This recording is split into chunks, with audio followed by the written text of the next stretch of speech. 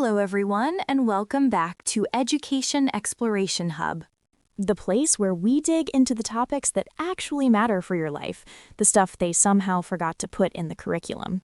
And today is a big one. Today, we are talking about something that affects every single person watching this video, whether you're 16 with a part-time job or 60 planning for retirement. We're talking about money.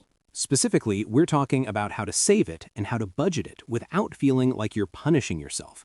Because let's be honest, Sophia, when I say the word budget, what comes to mind? Honestly, deprivation. I think of my broke college days eating ramen noodles for the 10th time in a week.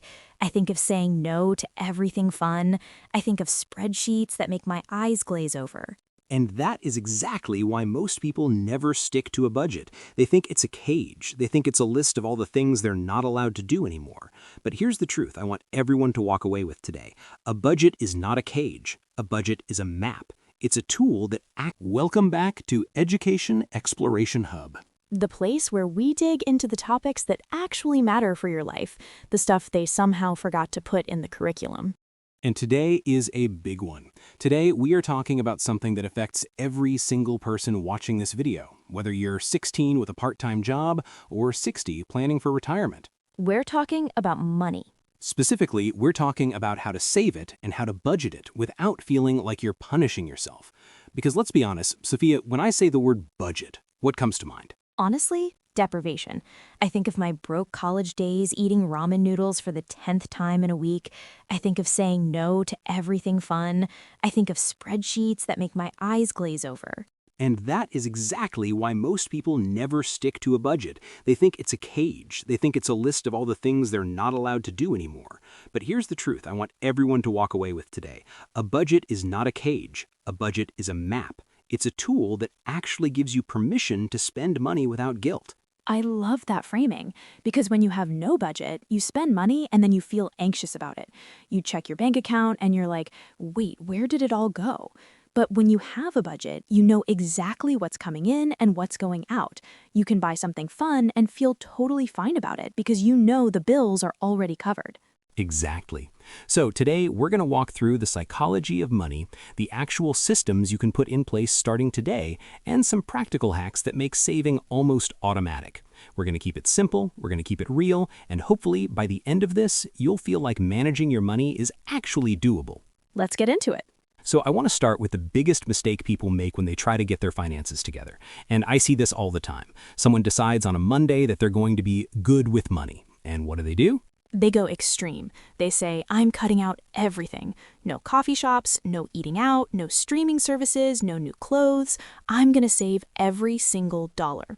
Right. And then by Wednesday, they're exhausted. By Friday, they buy a pizza because they had a long week and they deserve it. And then they feel like a failure. They say, well, I already broke my budget, might as well give up. And they go right back to their old habits. It's the all or nothing trap. And it's so common because we think being good with money means being strict with money. But that approach almost never works long term. It doesn't, because it ignores human nature. We are not robots. We have emotions, we have cravings, we have bad days, we have celebrations. Any system that doesn't account for the fact that you're a human being is gonna fail. So the solution is not to eliminate your wants. The solution is to structure your money so that your wants have a designated space. Which brings us to the 50-30-20 rule. This is probably the most famous budgeting method out there, and for good reason. It's simple, it's flexible, and it actually lets you have fun. Let's break it down. The 50-30-20 rule says that your after-tax income, the money that actually hits your bank account, should be divided into 3 categories. 50% goes to needs, 30% goes to wants, and 20% goes to savings and debt. So let's talk about that 50% first. Needs are non-negotiable. These are the things you have to pay for to survive and function. Rent or mortgage, utilities like electricity and water, groceries, transportation like gas or a bus pass, minimum payments on any debts, health insurance, things like that. And here's an important distinction. Needs are not wants dressed up as needs. A need is a safe, functional place to live. A want is upgrading to the apartment with the fancy gym and the rooftop pool. A need is a reliable transportation to get you to work. A want is a brand new car with all the features. So when you're calculating that 50%, be honest with yourself about what you actually need versus what you're telling yourself you need. Then we have the 30% for wants. This is where most people feel guilty, but this category is actually essential. Wants are your lifestyle choices. Eating out, streaming subscriptions, concert tickets, vacations, hobbies, new clothes, your morning coffee. This is the fun money. And the reason this category exists is because if you try to eliminate all fun from your life, you will rebel. You will have that moment of weakness where you spend $200 on something random because you've been depriving yourself. So instead of pretending you're never going to spend money on fun, you budget for it. You give yourself permission. And that permission actually makes it easier to stick to your savings goals because you don't feel like you're missing out. It's guilt-free spending. When I buy something from my wants category, I don't have to feel bad. I already planned for it. The money is there. That's such a relief compared to the old way of spending and then panicking. And finally, the 20%.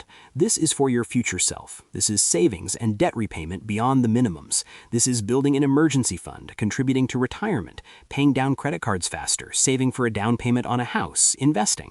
This 20% is what moves you forward. Now, if you have high interest debt, like credit card debt, that 20% should probably go mostly towards that, because paying off a credit card with a 20% interest rate is actually a better return on your money than almost any investment you could make.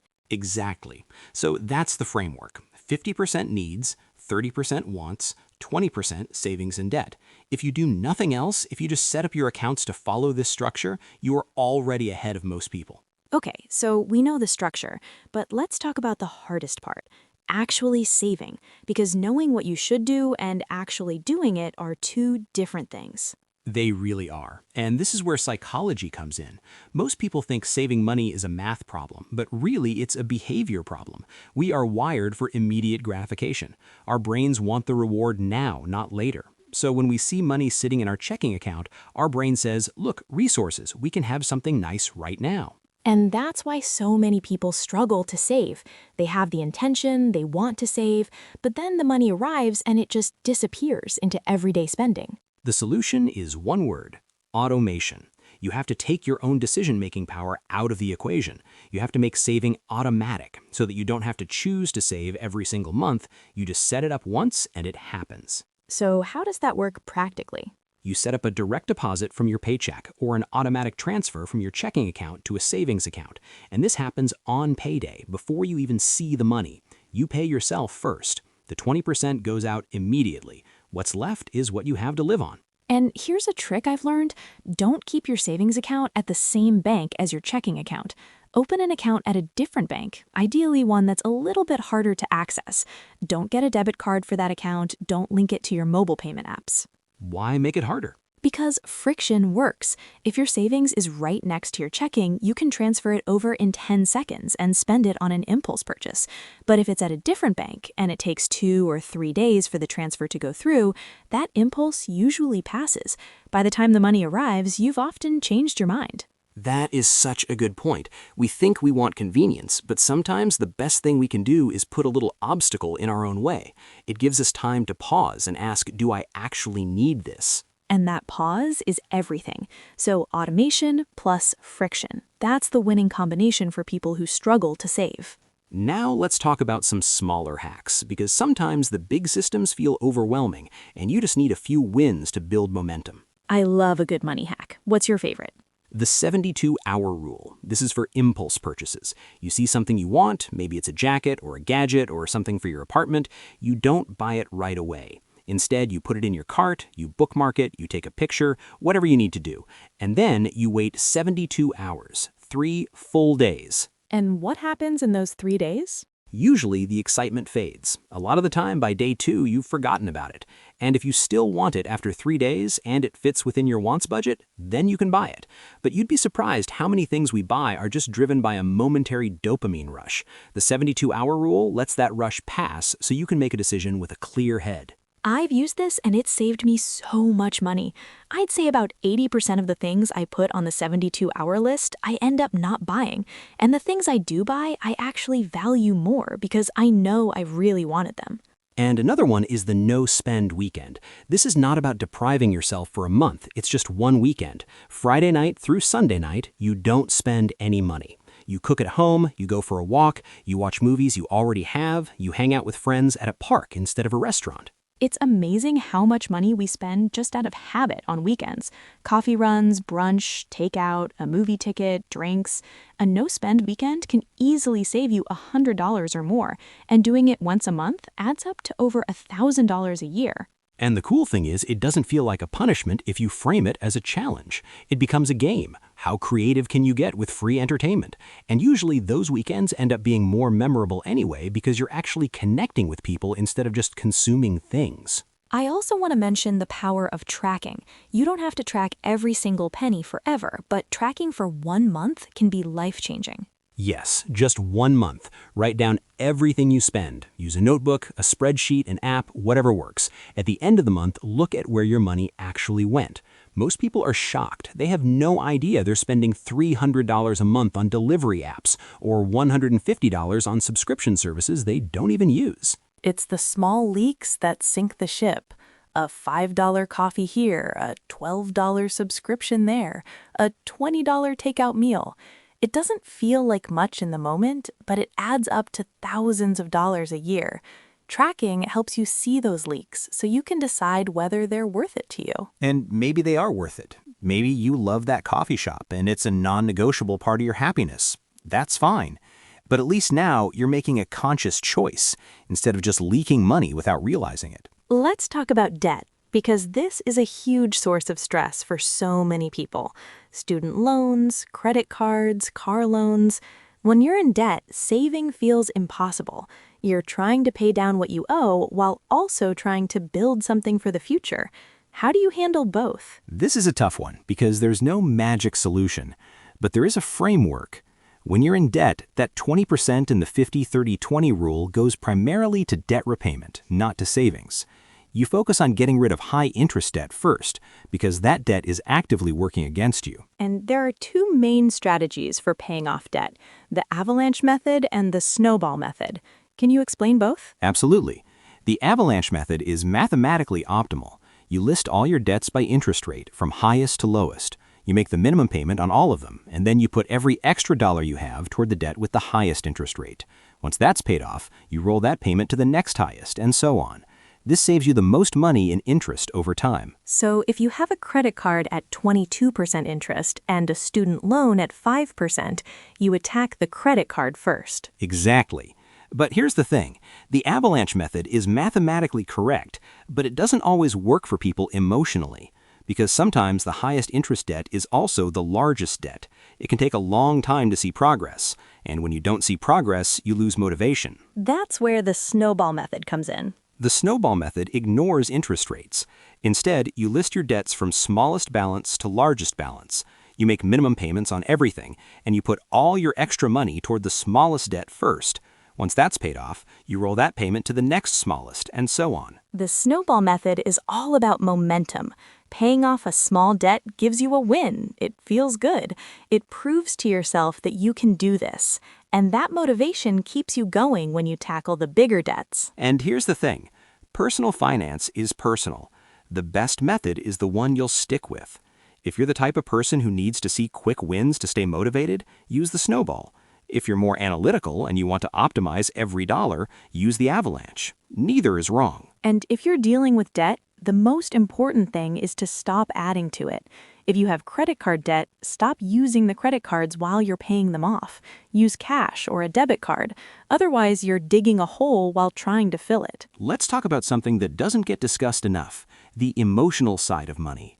Money is not just numbers on a screen. It's tied to our sense of safety, our self-worth, our relationships, our dreams. So true. And a lot of our money habits come from our upbringing. The way your parents talked about money or didn't talk about it shapes how you relate to it as an adult. Maybe you grew up in a household where money was always scarce, so now you have anxiety around spending anything. Or maybe you grew up with abundance, so you never learned to track your spending. And these patterns run deep. You can have the perfect budget on paper, but if you haven't addressed the emotional stuff, you'll keep sabotaging yourself. So part of getting better with money is being curious about your own behavior. When you want to buy something impulsively, what are you feeling? Are you stressed, bored, lonely, celebrating? Money is often a coping mechanism. We use shopping to feel better, to feel in control, to reward ourselves. And that's not inherently bad, but if it's the only coping mechanism you have, it can get you into trouble. So building awareness is key, and also communication. If you're in a relationship, you have to talk about money. It's one of the biggest sources of conflict in partnerships, and the earlier you start having those conversations, the better. What does that look like practically? It starts with being open about your numbers. What do you earn? What do you owe? What are your goals? And then you decide together how you want to handle money. Are you combining everything? Keeping things separate? Having a joint account for shared expenses and personal accounts for individual spending? There's no one right answer, but you have to be on the same page. And you have to check in regularly. A money date once a month where you review your budget, look at your progress, and talk about what's coming up. It keeps you aligned and prevents resentment from building up. Before we wrap up, I want to talk about the emergency fund. This is probably the most important savings goal you can have, especially if you're just starting out. An emergency fund is money you set aside for unexpected expenses: car repairs, medical bills, job loss, a last-minute plane ticket home. It's your safety net. And the reason it's so important is because without it, any unexpected expense becomes an emergency. And if you don't have savings, that emergency usually goes on a credit card. Then you're in debt and you're paying interest on that emergency for months or years. So what's the goal? How much should you have in an emergency fund? For beginners, start with $1,000. That's enough to cover most small emergencies, like a car repair or a dental bill. Once you have that, your next goal is 3 to 6 months of living expenses. That's your full safety net. If you lose your job, you have time to find a new one without panicking. And building that fund takes time. You don't have to do it overnight. Just put a little bit toward it every month, automate it, and let it grow. Even $500 in an emergency fund puts you in a better position than most people. And once you have that emergency fund, you stop using credit cards for unexpected expenses. You use your savings. That's a huge shift. You're no longer paying interest on emergencies. You're just using your own money. So let's bring this all together. We've talked a lot today. The 50-30-20 framework, automation, the psychology of saving, debt strategies, emergency funds, and the emotional side of money. If you take nothing else from this video, here are the key takeaways. Number 1, a budget is not a restriction. It's permission to spend without guilt. Number 2, automate your savings so you don't have to rely on willpower. Number 3, start with small wins. A no-spend weekend, the 72-hour rule, tracking your spending for 1 month. These build momentum. Number 4, if you have high-interest debt, prioritize paying it off. Use the Snowball or Avalanche method, whichever keeps you motivated. And number 5, build an emergency fund. Even a small one changes everything. And remember that this is a journey. You don't have to be perfect. You're going to have months where you overspend, where life happens, where the budget goes out the window. That's okay. What matters is that you keep coming back to it. You keep learning. You keep getting a little bit better over time. The goal isn't to become a frugal monk who never enjoys anything. The goal is to get to a place where money is not a constant source of stress in your life, where you know your bills are covered, you're moving towards your goals, and you can enjoy your life without guilt. That's financial peace, and it's achievable for everyone, no matter how much you earn. It's not about the number, it's about the relationship you have with your money. So if you're watching this and feeling overwhelmed by your finances, just pick one thing from today's video. Maybe it's setting up an automatic transfer. Maybe it's tracking your spending for a week. Maybe it's having that money conversation with your partner. Just pick one thing and start there. Progress, not perfection. Exactly. Thank you so much for joining us on Education Exploration Hub. If this video helped you, please give it a like and subscribe to the channel. We've got a lot more topics coming up, and we want you to be part of this community. And share this with someone who needs to hear it, whether it's a friend who's stressed about money or a family member who's just starting their financial journey. Sharing knowledge is how we all grow. Until next time, take care of yourself and take care of your money. See you next time.